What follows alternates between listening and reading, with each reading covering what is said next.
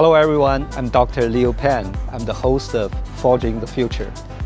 If we ask you a question, can you name a person that has made the most significant contributions to human beings in multiple fields? Whom will you see? Today, we are going to meet a scientist like this.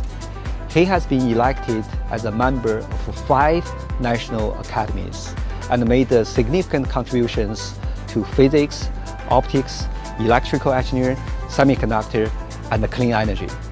He is the greatest inventor, scientist, and entrepreneur, Dr. Eli Bornowicz, and he's a professor at UC Berkeley. Professor Eli got pretty much all of the highest awards in his fields. To name a few: Frederick Avis Medal, the highest award of the Optical Society; Benjamin Franklin Medal in Electrical Engineering; Edison Medal of IEEE, and Isaac Newton Medal and Prize, the highest award of the UK Institute of Physics. Professor Eli has contributed 5 different technologies, and he has formed 4 different startups. And also he is best known as the father of photonics crystal. All of those technologies and startups all related to photonics crystal or derived from that? And what's his plan for the next 5 to 10 years? That's what we want to find out. Today, I'm really honored to interview Professor Eli Bornowicz at UC Berkeley.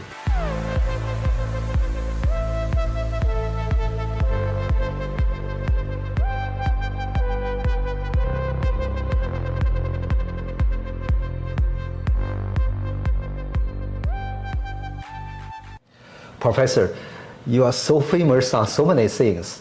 One of the things I'm really impressed is in your solar cell research. And there is a terminology named after your name called Bornowicz limit. This is 4n squared, which is supposed to be used by all commercial solar panels. And what you said, a great solar panel need to be a great LED, and that's also the basis of those your world record solar efficiency. Wow, that's really impressive. I don't know, that has nothing to do with photonics crystal. Maybe you can first explain to us photonics crystal or maybe its applications. Well, the photonic crystal was inspired by an analogy between the Schrodinger equation and the Maxwell equation, that they're actually quite similar.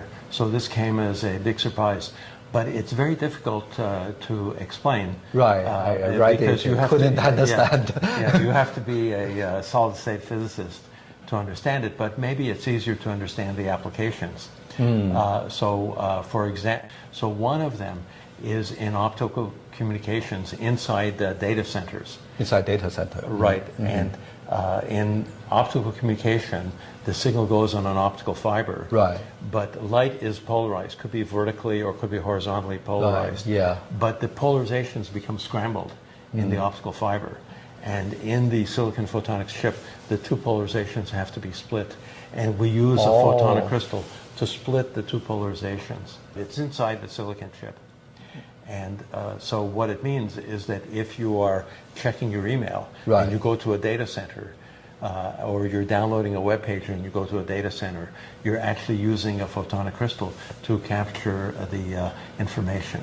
So it's probably the biggest application of photonic crystals is in chips that are used in data centers. Wow, that's very impressive. Like we don't know that, but we are using it every day. That's right. Everyone. Wow. Professor, you invented 5 different technologies. You also co-founded 4 different science-based companies. One of them is what I worked last. It's called Luminescent, who invented the inverse lithography technology. You want to comment a little bit? Well, you should be the one to comment because of your excellent work at Luminescent.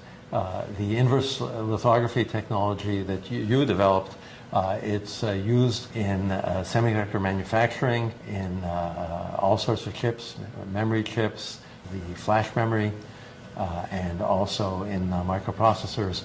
So it became a big technology, but I have to credit you for making it a reality. Oh, thank you. It took a long time, but eventually I'm also so glad that now every leading CPU, GPU, and cell phone chips they have to all use that technology, right? IoT in production to make those chips. So I think we should congratulate each other. That's a big achievement. I'm really proud of it. Yes, I'm also very proud. Maybe the second startup you want to talk about is Electronics. Yes, let me mention about Electronics. That was a very interesting time. It was around the time when everybody was getting a cell phone. And of course, eventually everybody got a smartphone. But it was the same issue. And I looked at the phone. The antenna used to be a I remember that. a big rod sticking out. And then there was a smaller rod. But every couple of years, they changed the design of the antenna.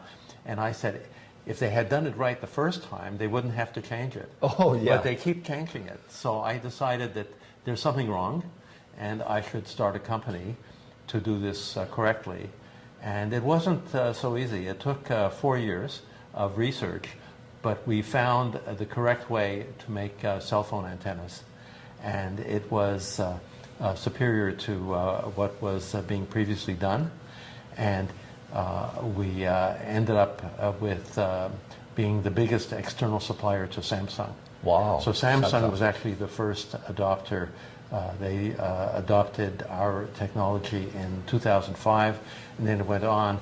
And actually Samsung was ahead of iPhone in this technology. They had a more efficient antenna.